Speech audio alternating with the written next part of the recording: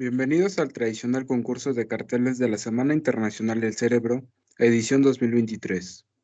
Un síndrome es un conjunto de enfermedades que se manifiestan en un sujeto y pueden tener o no causas conocidas. Algunas son inusuales, que afectan principalmente a jóvenes, y suele generarles un problema social. Somos Saúl Uriel Gil Hernández, Abid Ismael Hernández Bandala y Asuani Yamila Velasco Genis, estudiantes de la Facultad de Ciencias Químicas de la Benemérita Universidad Autónoma de Puebla. Hoy hablaremos sobre el síndrome de Guillain de la Tourette. En el año de 1884, un neurólogo francés, Georges Albert Edouard Brutus Guillain de la Tourette, describió en 9 pacientes los síntomas de una enfermedad que denominó maladie de Stix. Más tarde, Jean-Martin Charcot, uno de los neurólogos contemporáneos de mayor influencia y el tutor de Tourette, renombró este síndrome en su honor. En cuanto a la etiología, realmente no se conoce la causa exacta del síndrome de Tourette. Sin embargo, se ha encontrado que puede estar relacionada con factores genéticos y biológicos. Entre ellos se encuentran alteraciones en la química cerebral, en donde se encuentran un desajuste en algunas zonas del cerebro, y sustancias químicas como la serotonina, dopamina y norepinefrina. Se dice que los hijos de padres que padecen ese síndrome tienen un 50% de posibilidad de desarrollar también esta enfermedad. Sin embargo, los hijos pueden presentar síntomas distintos, más o menos leves que los que presenta alguno de sus padres. Se ha encontrado también que los hombres tienen más probabilidad de desarrollar ese síndrome que las mujeres. En cuanto a la epidemiología, la prevalencia en niños y adolescentes de este síndrome, antes considerada infrecuente, puede ser del 0.1% al 10%. Se hicieron estudios sobre la prevalencia de este síndrome y condiciones asociadas. El autor Center for Disease Control en el año 2007 tomó una muestra representativa nacional en un rango de 6 a 17 años. Observó una prevalencia del 0.3%. La metodología que utilizó fue un cálculo basado en un reporte parental de este síndrome diagnosticado por un médico u otro profesional de la salud. Otro resultado que se obtuvo fue que de los diagnosticados con ese síndrome, el 27% tenía un grado moderado a grave y el 79% tenía al menos una enfermedad mental o una alteración de neurodesarrollo.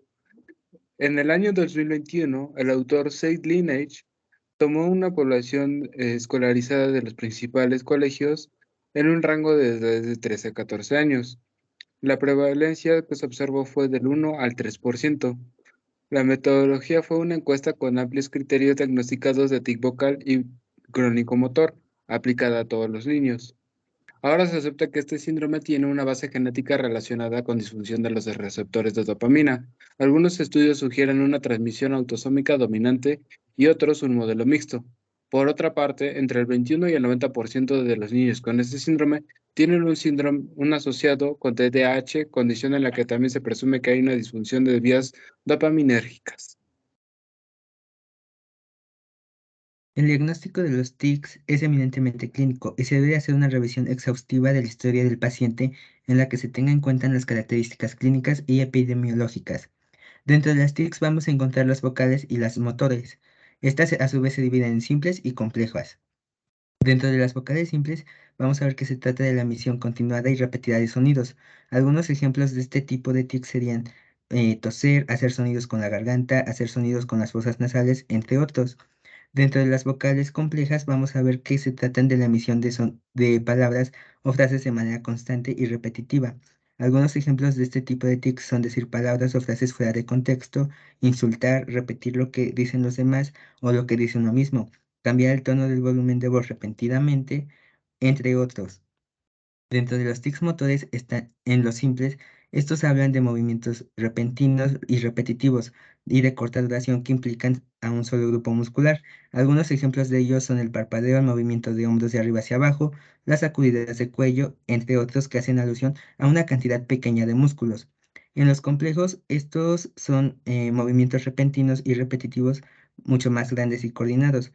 Algunos ejemplos de este tipo de tics serían arreglarse el cabello, la ropa de una determinada manera, tocar a una persona o cosa, entre otros. Por su parte, en los problemas escolares, los tics motores y los problemas de conducta son comunes entre los escolares de primaria básica. Hasta un 25% de los niños pueden exhibir uno de estos síntomas.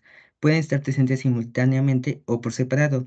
En la mayoría de los niños los síntomas son transitorios y se observan por periodos cortos. En países con estaciones de incidencia de tics y problemas de conducta es 3 veces más alta durante los meses de invierno que en otoño.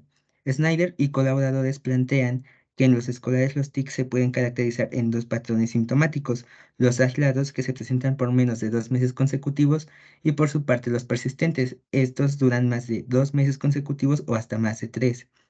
Eh, el pronóstico de los tics en los escolares tiende a ser bueno, pues con el paso del tiempo merman su gravedad y frecuencia, pero cuando son síntomas iniciales de tics crónicos del síndrome de Gales-de-Tourette, reaparecen en la adolescencia o en la adultez.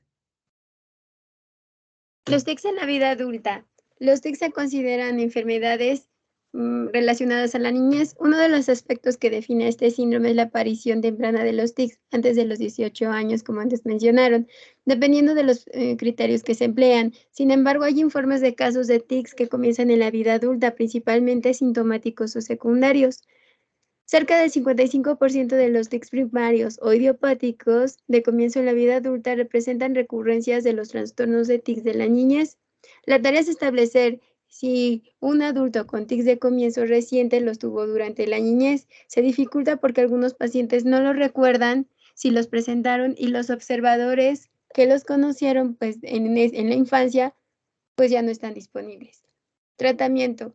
Los tics pueden ser discretos o prácticamente inadvertidos o manifiestos que afectan de modo importante las actividades de la vida diaria, caso en el que se debe plantear la terapia farmacológica.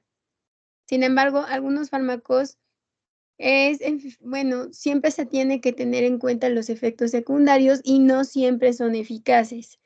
La terapia no farmacológica, la terapia es enfocada más que nada a lo psicológico para poder controlar los tics, al tratar condiciones mórbidas y en prevenir el deterioro de los autoconceptos, principalmente lo que es la autoestima. En el control de los tics se han empleado la terapia conductista y el manejo de respiración estrés. Estas técnicas parten de la cotidianidad para cada paciente, del ambiente familiar y de las actividades de las instituciones educativas. La mayoría de los pacientes con tics requieren rehabilitación neuropsicológica unada con el tratamiento medicamentoso.